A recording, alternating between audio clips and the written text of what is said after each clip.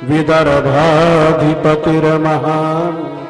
तस्य पंचाभवन पुत्र कन्यैका च वरानना। विदर्भ देश में राजा भीष्मक निवास करते थे। उनकी राजधानी का नाम था कुंडिनपुरी। उनके 5 पुत्र थे, एक कन्या थी, कन्या का नाम था रुक्मिणी। एक बार भीष्मक नरेश के महल में नारद जी पधारे और नारद जी ने द्वारकाधीश भगवान श्री कृष्ण चंद्र की रसमयी कथा सुनाई।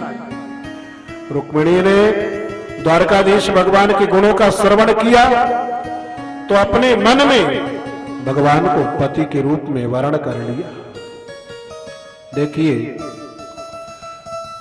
हमारी बुद्धि रूपी जो नारी है उसके सच्चे पति तो भगवान ही है,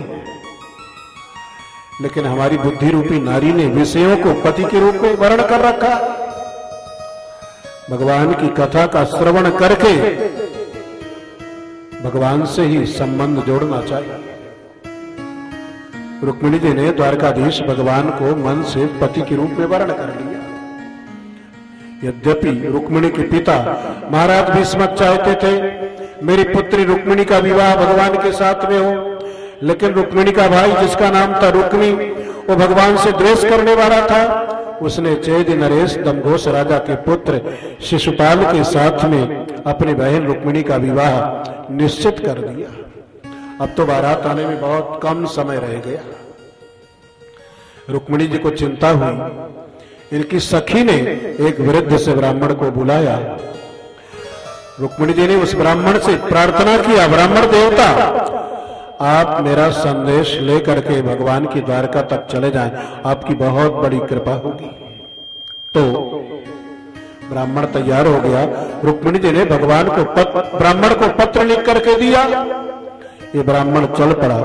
द्वारकाधीश भगवान की कृपा से ये ब्राह्मण बहुत जल्दी द्वारका नगरी में पहुंच गया। एकांत में भगवान ने इस ब्राह्मण का बड़ा स्वागत सत्कार किया। भगवान कहने लगे, ब्राह्मण देवता आप कहां से पधारे, मैं आपकी क्या सेवा कर सकता हूं?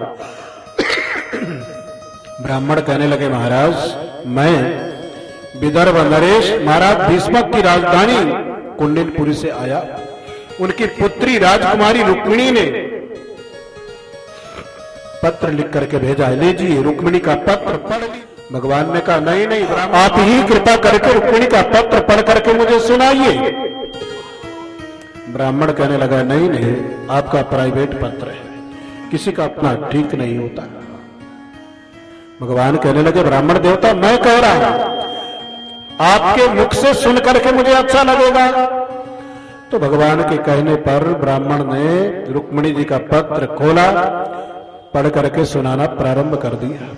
श्रुत्वा गुणान् भुवन सुंदर शृण्वतां ते निर्विश्य कर्ण विवरये हरतोंगतापम रूपम दृशाम दृश्यमता अखिलार्थलाभम तय अच्युता विशत चित्तम पत्रपम में।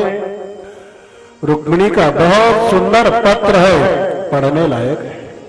पत्र लिखना भी सबको नहीं आता, पत्र लिखने की भी एक कला होती है।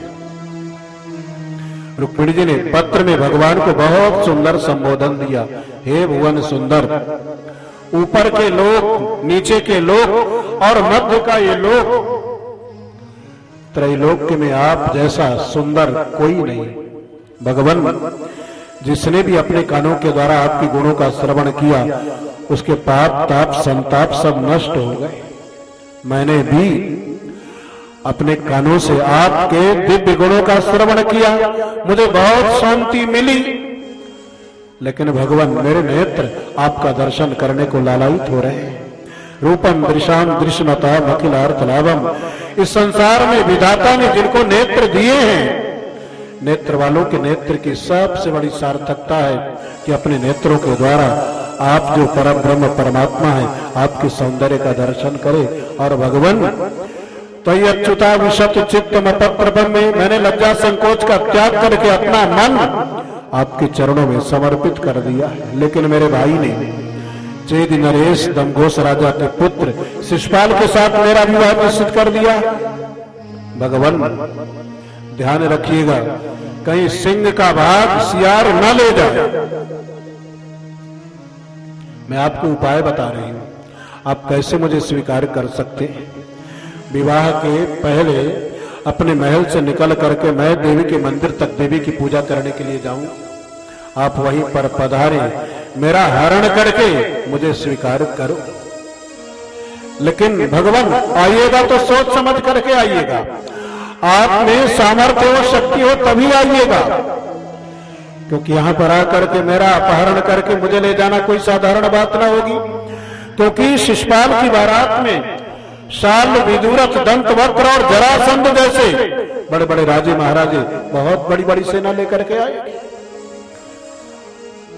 अब भगवान भला कैसे कह सकते हैं मुझ में सामर्थ्य नहीं, शक्ति नहीं, मैं कैसे आऊं। पूर्तेष्ट दत्त नियम व्रत देव विप्र गुरुवर्चना विविरलम। भगवान परेशान। रुक्मिणी जी लिखती हैं, भगवान अगर मैंने धर्मशाला का निर्माण करवाया है, यज्ञादि सत्कर्म किए हैं, दान दिया है, नियम और व्रत का पालन किया है, देवता ब्राह्मण और गुरु की मैंने अगर सेवा पूजा की है, तो मुझे इन समस्त सत्कर्मों का फल ये मिले कि आप द्वारकाधीश भगवान मुझे पति के रूप में प्राप्त हो। अगर आप नहीं आए, आपने मुझे स्वीकार नहीं किया, तो मैं शिशुपाल का वर्ण करने वाली नहीं, बल्कि जहिया मसून अपने प्राणों का परित्याग करके जन्म जन्मांतर तक आपको प्राप्त करने के लिए प्रयास करती रहूं।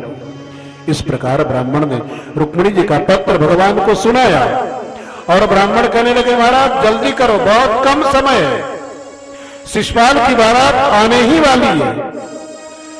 भगवान कहने लगे, ब्राह्मण देवता तथा हम तच्चित्तो निद्राम चना लभे ऋषि।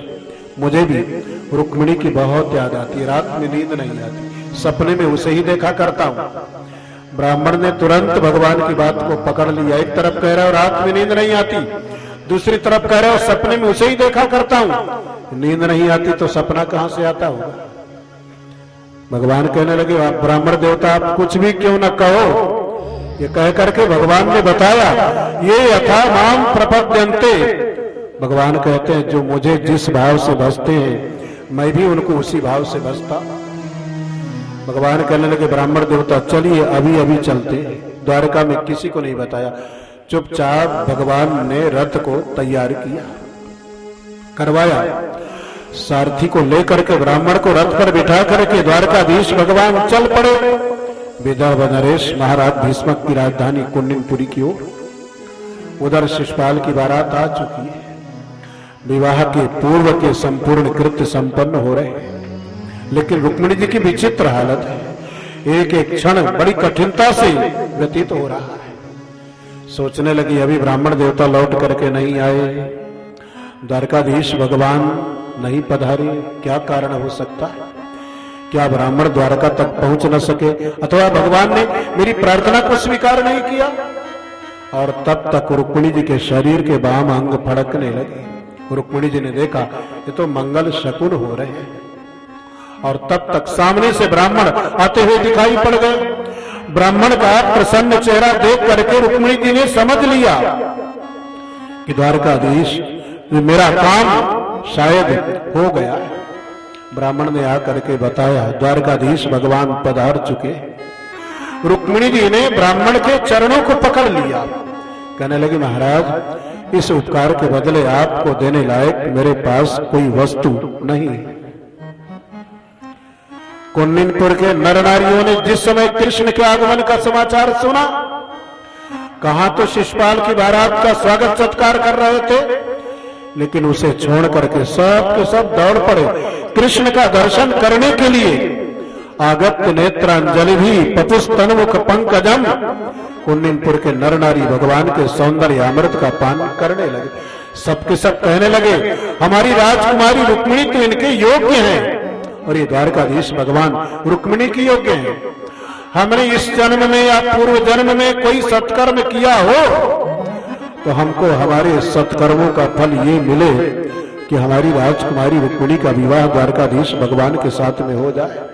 कुंडिनपुर के नर नारियों ने अपना जन्म जन्मांतर का सारा पुण्य लगा दिया। महाराज भीष्मक ने जब सुना बड़े प्रसन्न